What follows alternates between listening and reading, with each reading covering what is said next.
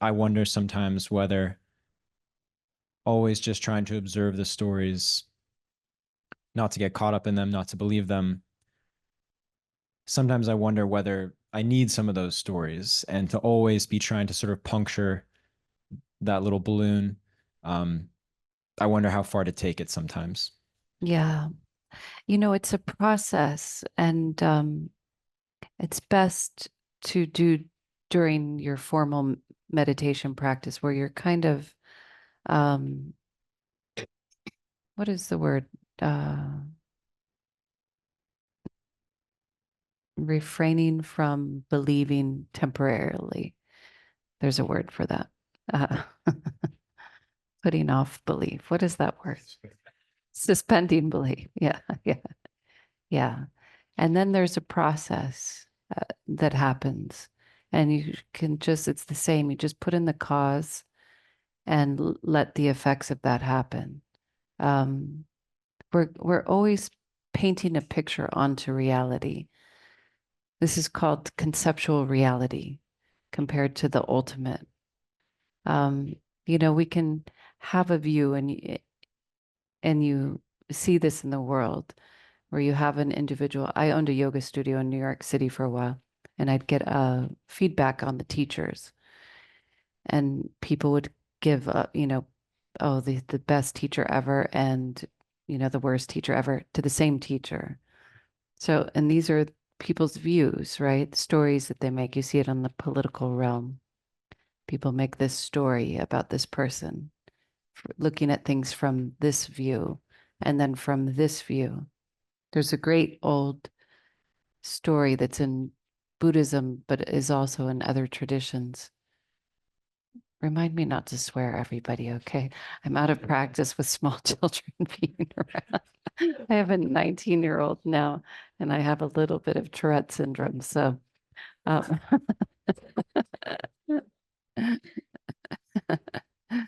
I'm going to try really hard. um, there's young children in for those of you at home. That's why maybe you can see um, little yogis. Um, there's a story of the blind man and the elephant. Have you heard it? You guys know that one? Yeah. It's a good one to reflect on all the time, or regularly. If you ask blind men what the elephant, they're sitting around and one's holding the tusk, then they're looking at things from a particular point of view. So that's always what our thoughts are. They're just holding things from a particular point of view. And the Buddha, as a fully enlightened person, doesn't hold to views anymore.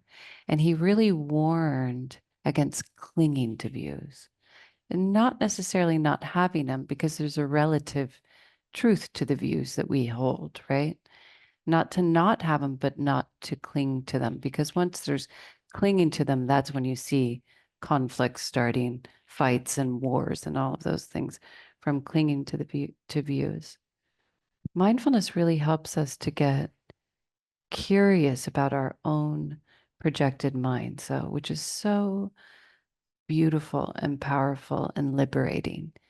Because if we live in the box of clinging to views, then we do paint ourselves into this tiny little prison. And mindfulness knocks the walls down of the prison that is in our hearts. People can be very uncurious. It can be so surprising. I watched that Netflix documentary. There's one on John Benet Ramsey. Anybody watch it? You guys remember the story of the young girl in the late 90s who was murdered? And that documentary really went through, I realized I held some views about that case, but it really went through how the parents were very much blamed. And that story just took off like wildfire, that it was the parents, which is so heartbreaking because they had just lost their little girl, and then on top of it had to deal with that everybody thought they were these horrible people. There was very clear evidence, DNA of a male person on which proves it was not them, easily. So, but they had police going after them and all those things. And it's interesting how a clinging to a belief, what the levels of cruelty that can lead to, you know. And so those of us that are willing to like sit here and go, I don't know.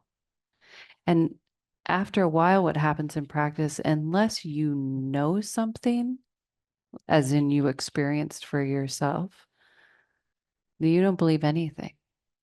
People want to believe, you know, people want to believe things and they'll cling on to a belief. But mindfulness is a process of coming into reality and only speaking things that you know to be true. A friend comes to you and said, "This happened over there yesterday." What you know is that your friend said that.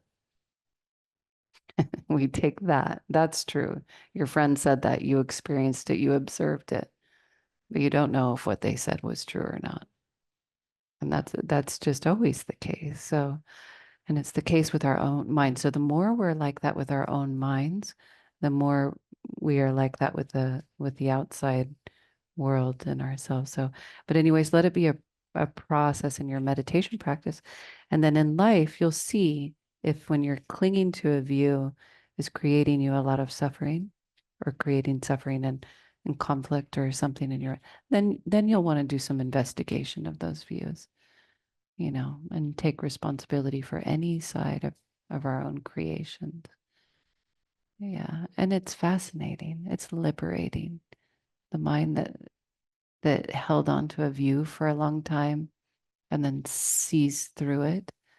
It can be unnerving because it's like a whole world system we were relying on as true. And then it turns out it's not true. But then ultimately it's very liberating. But, Thank you. yeah, thank you too.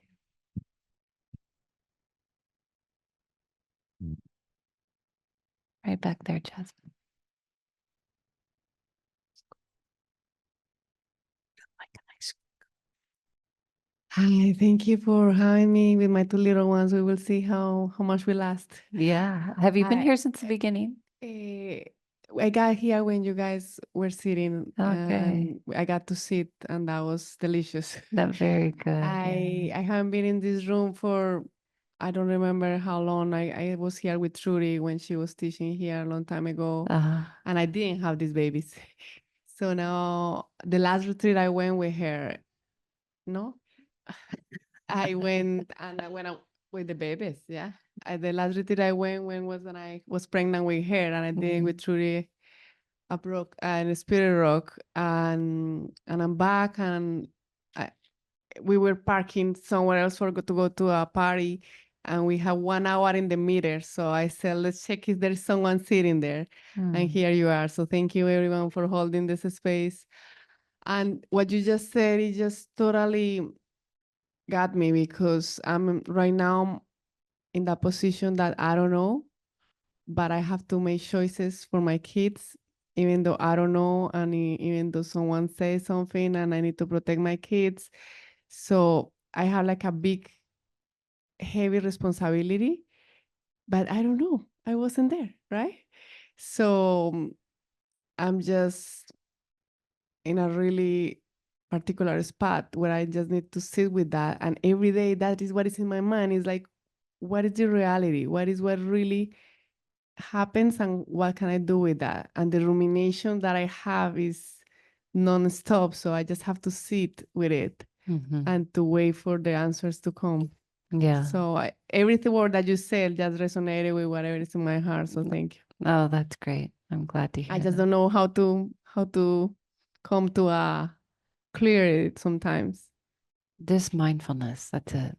You know, exploring the ruminating mind, it settles everything.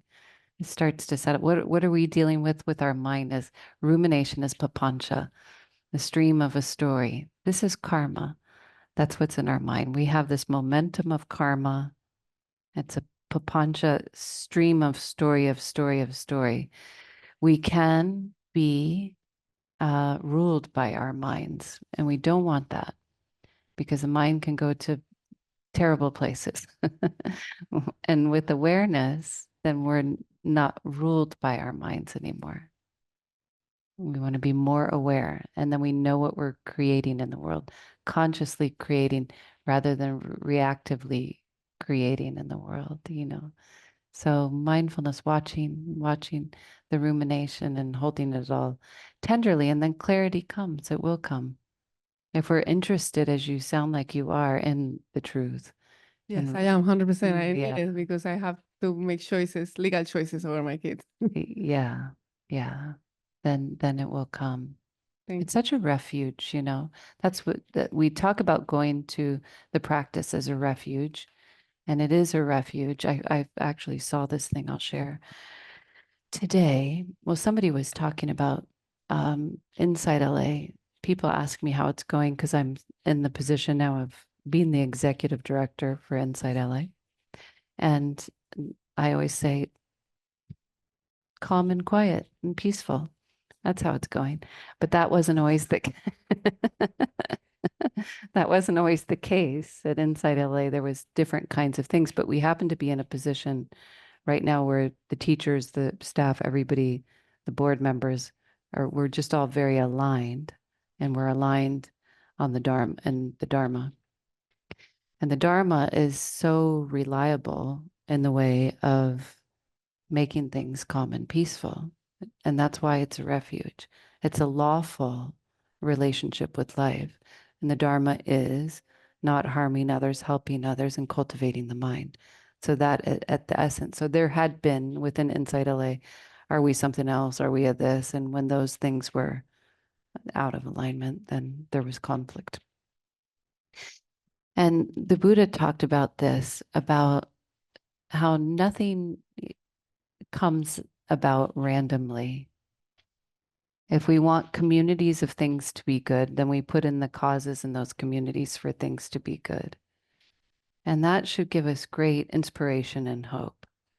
We're not subject to, we're not victims of our life. I'll share one thing that I read today that may not hit you as very inspiring. Um, and that's okay. Toss it out if it doesn't. But I like this. I follow Chomp Trul Rinpoche. He's a Tibetan monk on Facebook, and he always has the most like precise kind of sword brief teachings. And today he said, never blame the external environment for your laziness and lack of practice. The only thing that makes the Buddhist path impossible is you. I like that. I really like that. I'm like, great. Thank you. I appreciate that. That is why a Buddhist practitioner is called a Nangpa in Tibetan, which means an inner being. They search for happiness in the ultimate truth inside their mind. By going for refuge in the Buddha, Dharma, and Sangha, and by practicing the Dharma, a Nangpa is the opposite of a worldly outer being who searches for happiness outside. So ask yourself, which one are you? An inner or outer being? If you consider yourself an inner being, a true Buddhist practitioner, when you're faced with a challenging situation, remember that they are just that. They're challenging, not impossible. The biggest challenges of your life can become the greatest opportunities to practice what you have learned. It is during these times that you can make incredible progress on the Buddhist path. I really love any time somebody brings culpability back to me, because I've noticed that it is true, where my mind will try to fix an outside situation or an outside, and like, okay, pay attention to here. And when I'm feeling, I have noticed that my practice is in direct relationship with the amount of effort that I put into it. Yeah. So when I'm spending a few days grumpy and just staying in that grumpiness, there's a reason. It has absolutely to do with the effort that I put in to my practice, you know. So then the other thing I wanted to share was something that the Buddha said about things that come into being because of conditions that we put.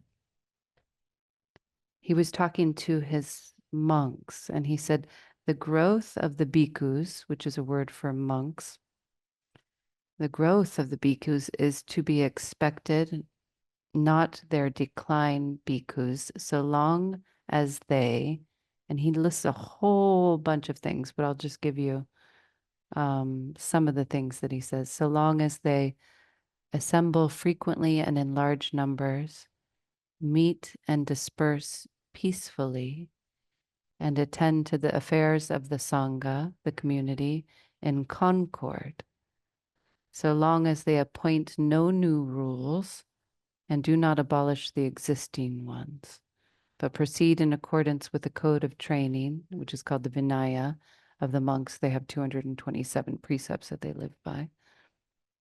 And they show honor and respect and veneration towards the elder bhikkhus, those long standing, long gone forth, and the fathers and the leaders of the Sangha, and think it worthwhile to listen to them, so long as they do not come under the power of craving that leads to fresh becoming, so long as they cherish the forest depths for their dwellings, so long as they establish themselves in mindfulness, so that the virtuous brethren of the order who have not yet come might do so, so long as they establish themselves in mindfulness so that it attracts other people to the community.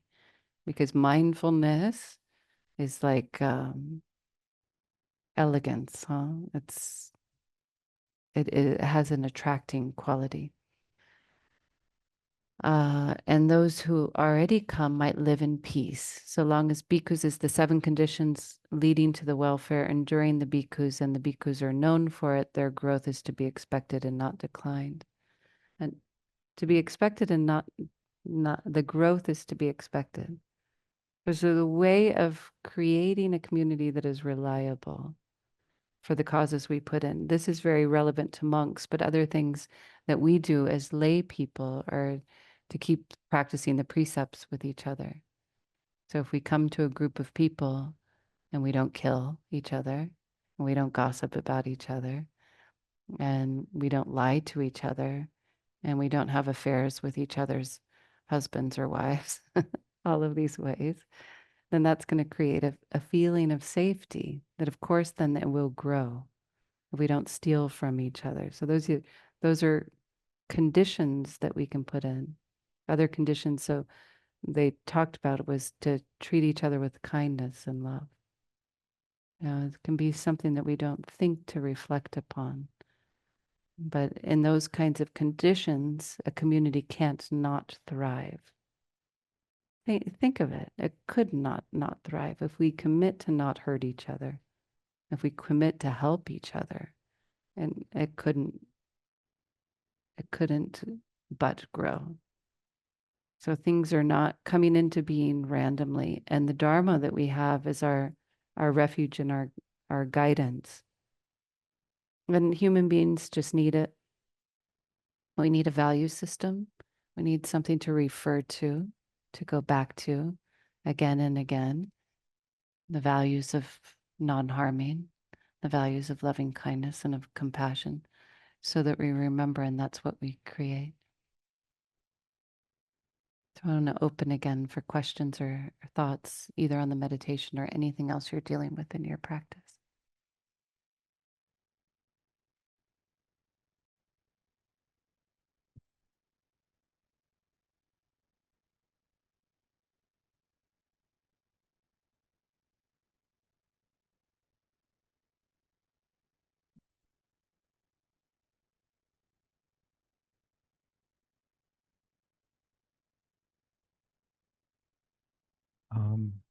Hello. Yeah. I wonder, it's actually a pleasure to have children in the room. That's a first for Yeah, me. yeah. I sometimes wonder if they're closer to what we talk about than we are, if you know what I mean. There's a simplicity, a newness, a nowness, before life got too complicated. Could you speak to that? Is that really stupid of me? Did you have children? You don't have children. Yeah, I guess that.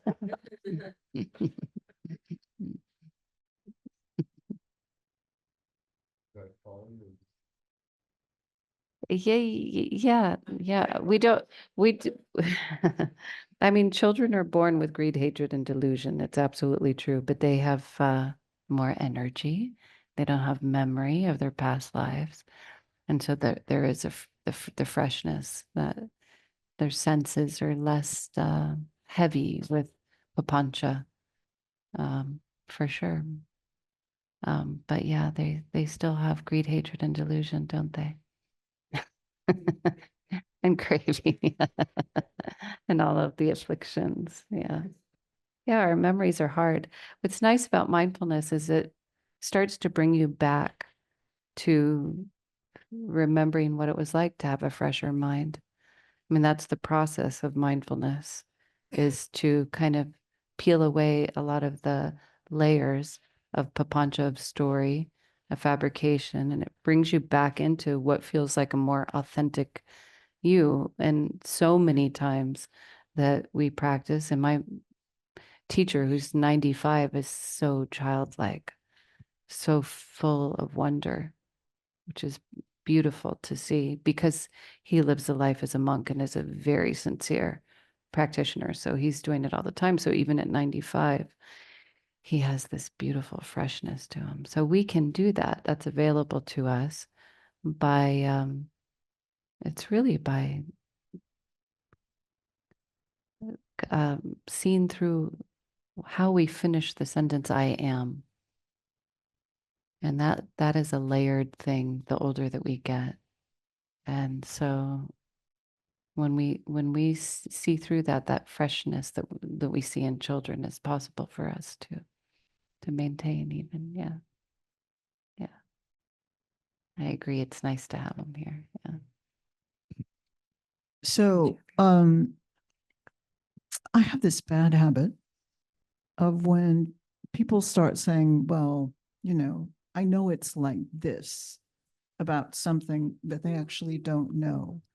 And I say, but you don't really know that.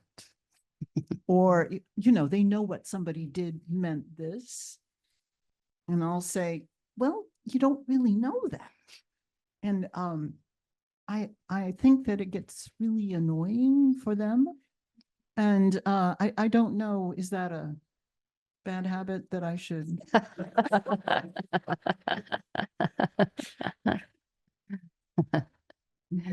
Yeah, I mean, timing is always everything for people. I mean, when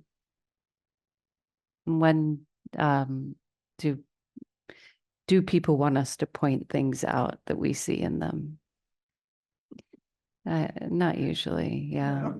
Yeah. So, but there's something about holding space without engaging when you don't believe, something that helps people to see themselves, something about just not engaging in that story and just holding it with openness, and that's a skill that develops as we do it again with our own stories. Oh, this is how this comes to be, this belief in something. And that's what they're believing now. Yeah. Yeah. Chica wanted to say something. Thank you. So I have questions about the precepts. Yes. Yeah. So I like this community because everybody tries to follow the precepts. Mm-hmm. So like the way you said, I understand the safety. So that makes me really happy. Mm-hmm. But outside this community, people don't necessarily follow the precepts. But I have friends, family there. And so my question is like, I heard from that chanting, the Buddha said, don't hang around with the people who are Foolish people. foolish people. Yeah. But I need to hang around with the people outside the community. Yeah. I mean, I wouldn't say I'm better than them, but I Yeah. yeah. Or So what does it mean? And Yeah, I mean, I think people that are, when the Buddha said that, I really think he meant, people that are causing extreme harm. You wouldn't hang out with somebody that's killing other people, probably, right? Or stealing. You don't hang out with robbers, do you? No. maybe not. So you already don't hang out with foolish people then. And some people really need to hear that advice. Some people really need to hear the advice to not kill other beings, where some of us, that maybe comes a lot more easily. If we have family that engages in intoxicants or whatever, my family very much does. Or yeah, people gossip, things like that. I mean, those aren't the grossest kind of harms. I never left anybody in my life from practice, though I think some people do, and that's their choice. They want to really be around people who are very dedicated practitioners. So, human beings are great for our practice, but they also influence us. So you have your Sangha you can come to, strengthen the qualities, and then you can bring those qualities out to other human beings and maybe inspire them too. Yeah, you don't have to, impose greater restrictions on yourself than you're ready for, or any restrictions on yourself that you're not. We let go of things again. The proximate cause for letting go is seeing clearly what causes harm.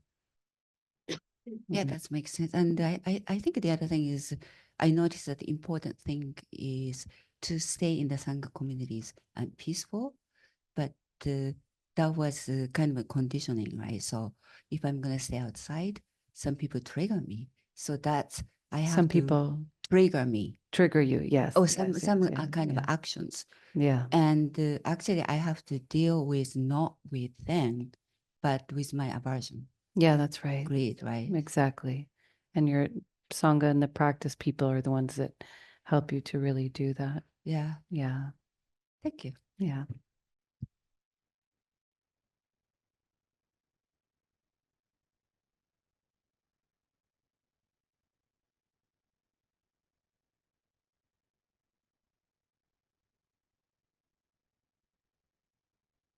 Okay, can you hear me?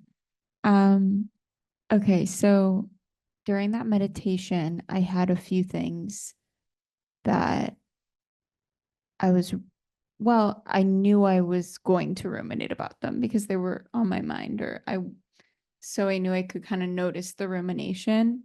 But in the middle of the meditation, I thought to myself, okay, I'm going to take a 1-minute break from meditating to just list out these objects of rumination so I can then put them to the side and get back to my meditation. And it was like I almost took this sort of conscious break to list something. And it felt like it's kind of like when you're thinking about something and you want to just quickly write it down so you can stop thinking about it. Yeah. I wonder if could that be a helpful practice? Or because I felt like, okay, I'm still holding the fact that I'm meditating and just observing myself list these things. And once I've created this list, I'll let it go and come back to it. Mhm. So I guess my question is like, is that a skillful practice? Did you let it go? I think so. Yeah, then it was skillful. Okay.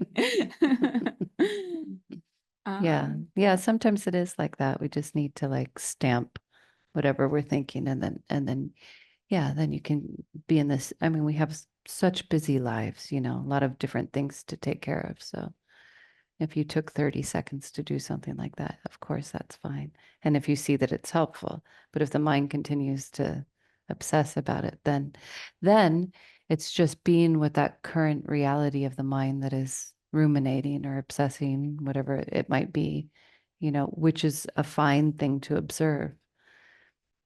Remember, what we're aware of with mindfulness isn't important, but awareness itself is important. And awareness can be with anything. And the ruminating mind is part of that experience too. Yeah, like I think it felt helpful to kind of just put those things together and label them Yeah. while kind of holding on to this idea of like, my center or my breath and like, okay, and now I've labeled these and now, yeah. Yeah, good.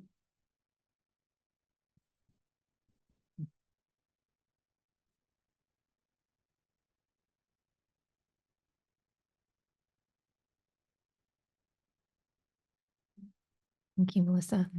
Mhm. I have been slightly avoiding my practice in November, and I'm very happy to get back to it.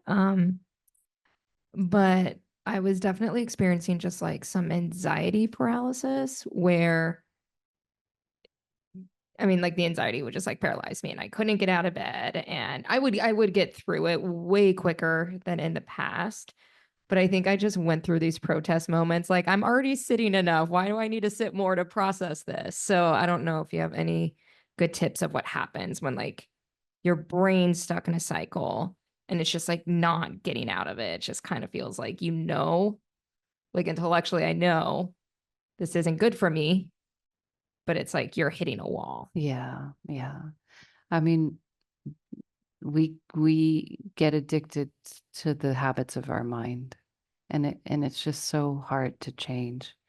Uh, we get addicted to habits that are harmful for us. It's just what we're used to, and we want to feel something, and we're used to feeling that, and so we go down. That's just what the mind can do. Showing up here is great, so you're going against the resistance, and resistance will come, but it will always be impermanent. Like it will always go away. So that's the one thing, is to expect resistance to come in all kinds of forms. Anxiety is one of them, and laziness is another one, and wanting something else is another. All of the hindrances are forms of resistance to us doing the practice. But when you have practice on a regular basis, have you? November, not as much, but I think I'm getting back into it. So Yeah. before that, you had a regular practice? Yeah, at least a couple times a week. A couple times a week. Okay. And for how long? Usually like 20 to 40, kind of depending if I was at home or if I Yeah. was here. Have you practiced and felt a benefit from it? I have. Yeah. And I think when I started coming to this practice, it's like my life was pretty stable. Yeah. I mean, my life is still stable, but I just had a lot of like a new job and a lot of different changes. So it's now those are going up against the practice, right? It was one thing when summer was pretty easy emotionally, Right. and then had a lot of change happen. And then I think that's what it was triggering, like anxiety and bigger emotions. And Yeah. then I was experiencing the avoidance. Yeah. So now I think I'm a little back to a little more settled. So it feels easier to come back to the practice, but it's like when you're in those heightened states. And when's the first time? How long have you been practicing? I mean, technically 4 years, but Yeah. not consistently Not till consistently, this yeah. last summer. Yeah. Yeah.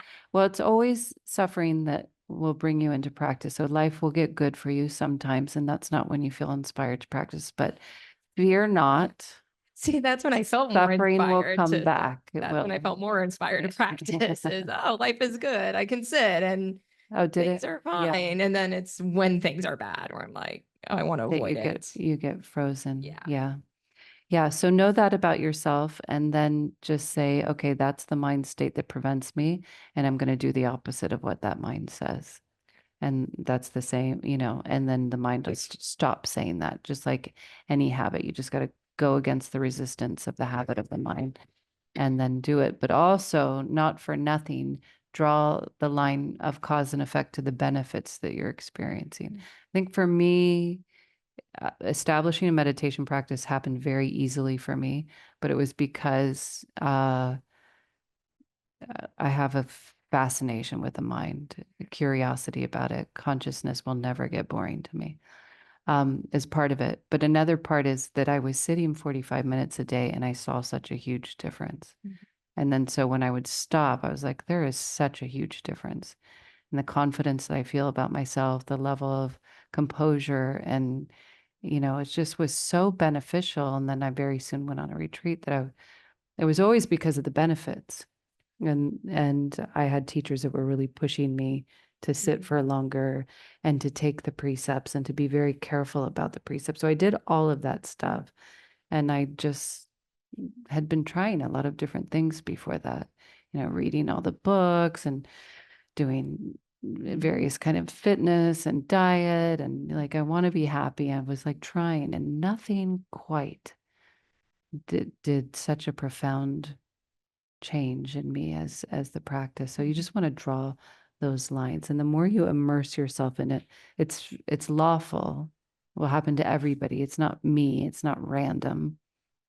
It's a lawful way. The condition you put in these causes, and it's the path upward. That's what the Buddha called it. You will go up and up and up and up, and clarity in inner world, but also in the external world in a lot of ways too. Thank you. And I just realized I did come to this practice from suffering, but it just felt easier to practice every day when I was in a steady state. Yeah. But that's nice just to kind of remember in those moments like that cause and effect, because it did change my life. Yeah. I totally relate to that anxiety. What did you call it? Anxiety? Yeah, like anxiety, paralysis. Paralysis. Yeah. So that you're able to name that is great. So, okay, then you'll recognize it when it comes up again. Anxiety, paralysis, I'm not doing it. Okay, I'm going to do it anyway. And just make that different choice. I'm going to keep doing it. Thank you. You're welcome. In the back, Jasmine.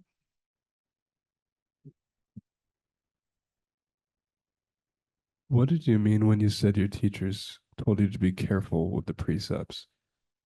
Well, to keep them. Yeah. I mean, the precepts were Like emphasized. honor them and not break them. Not break them. Yeah.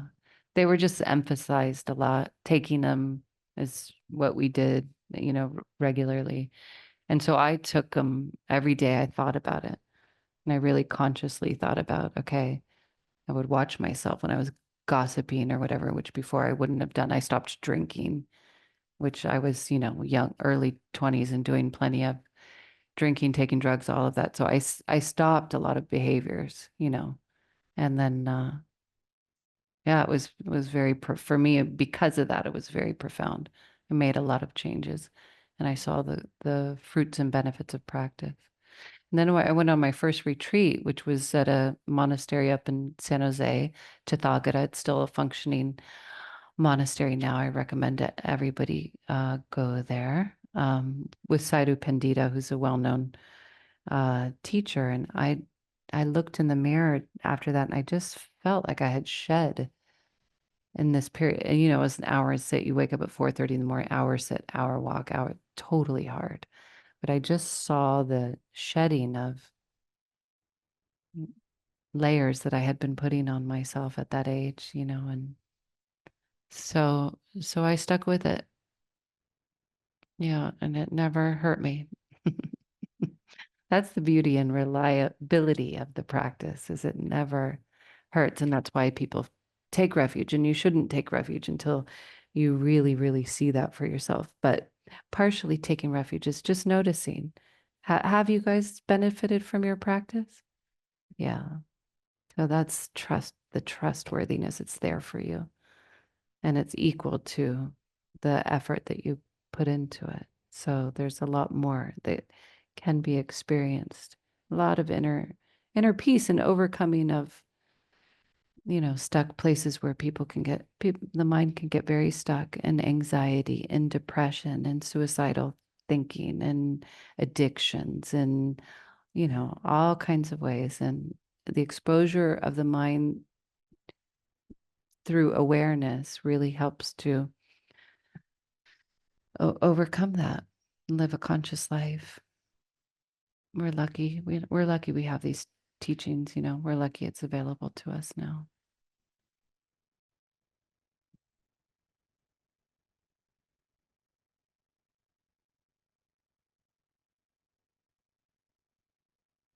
Okay, let's do a little metta, and then we can,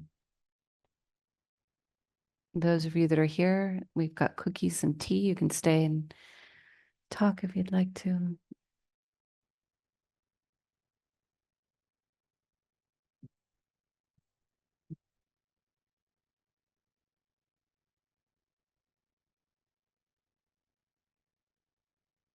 Metta is one of the Brahma Viharas. It's Brahma, highest, Vihara, abode,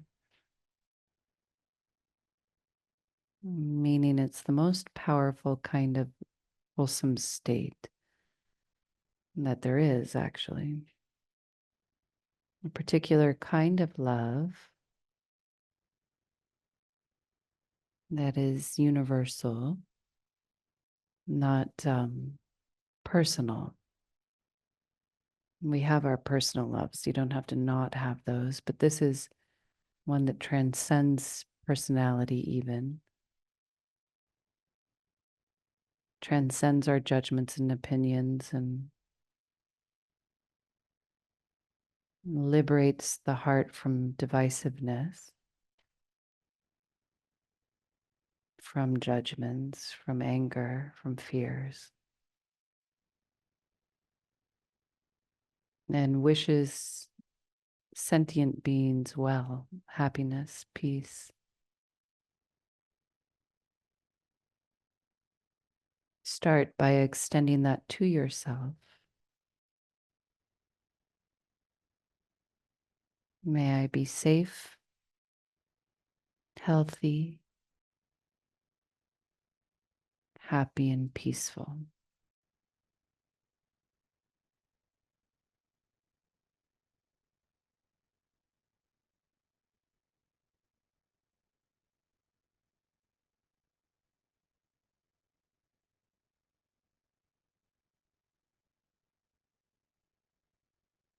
May I be safe. Extending those thoughts into your body, into your heart. Healthy, happy, and peaceful.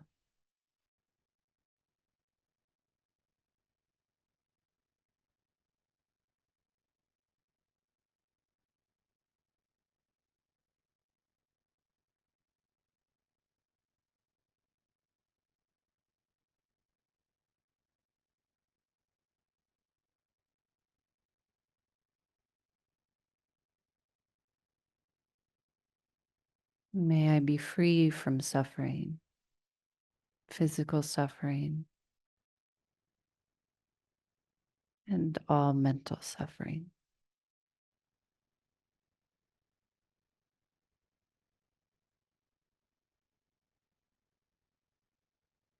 May my life unfold with ease and joy.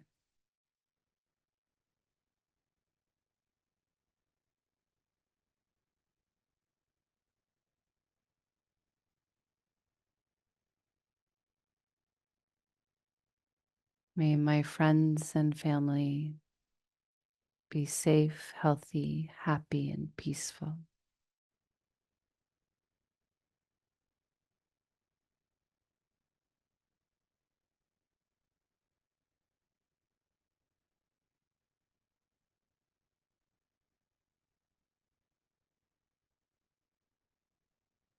May they be free from mental and physical suffering.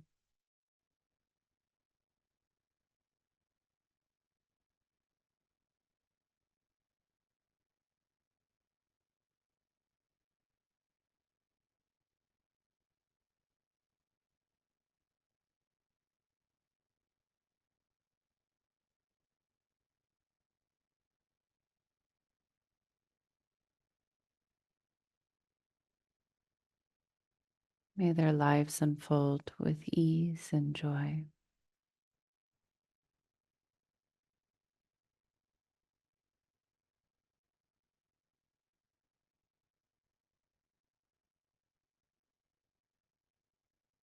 May everyone here in this Sangha be safe, healthy, happy, and peaceful.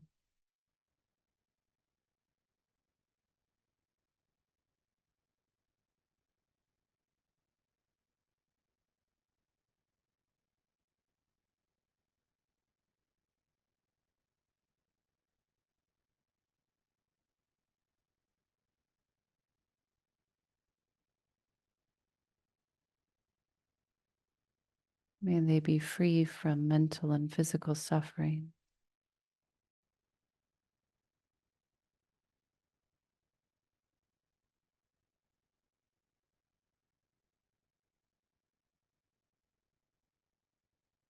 May their lives unfold with ease and joy.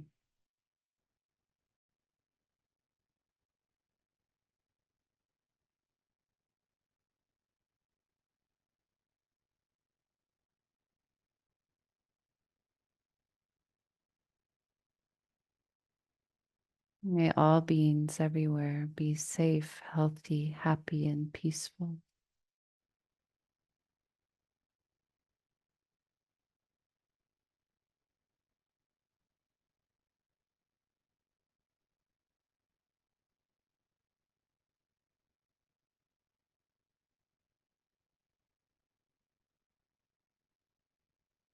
May all beings be free from mental and physical suffering.